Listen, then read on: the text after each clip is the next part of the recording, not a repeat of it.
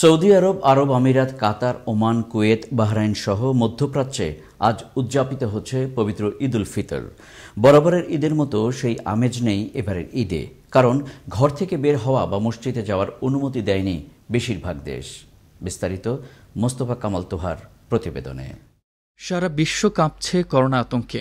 প্রাণঘাতী এই ভাইরাসের বিস্তার রোধে জনসমাগম, মসজিদে নামাজ আদায় হয় সামাজিক দূরত্ব বজায় রেখে।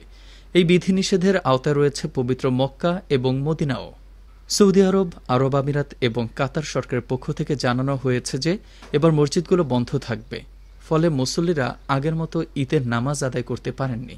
একই সঙ্গে এসব দেশে ঈদে ঘোরাঘুরি বা আত্মীয় স্বজনের বাসায় যাওয়া, কাউকে উপহার দেয়া, শিশুদের টাকা বা অন্য কোনো উপহার দেয়া থেকে বিরত থাকতে হয়েছে।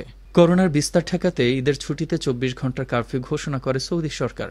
এজন্য ঈদের নামাজ নিজ নিজ ঘরে আদায় করা হয়েছে। তবে মুয়াজ্জিনরা ভোরবেলা থেকে ঈদের নামাজ পর্যন্ত মাইকে ঈদের তাকবীর প্রচার করেন। মধ্যপ্রাচ্যের অন্যান্য দেশগুলোতে কড়াকড়ি আরোপ থাকলেও ইরানে কড়াকড়ি কিছুটা করা হয়েছে শিথিল। সেখানে ধীরে ধীরে অর্থনীতি গতিশীল হচ্ছে। লাইলাতুল কদরের নামাজ আদায় 2 ঘন্টার জন্য মসজিদগুলো খুলে দেওয়া হয়েছিল।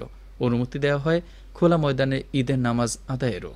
মধ্যপ্রাচ্যে কোথাও কড়াকড়ি, কোথাও শিথিল নীতিতে উদযাপিত হল ঈদ। আগের মতো এবারের ঈদে কোনো আনন্দ নেই ঘোরাঘুরি। করোনা যেন সব কিছুকেই একেবারে বিবর্ণ করে দিয়েছে। সকলে আল্লাহর দরবারে ফরিয়াদ করেন এই অবস্থার দ্রুত পরিবর্তনের। মোস্তফা কামাল তোহা, ইন্টারন্যাশনাল ডেস্ক, আনন্দ টিভি, ঢাকা।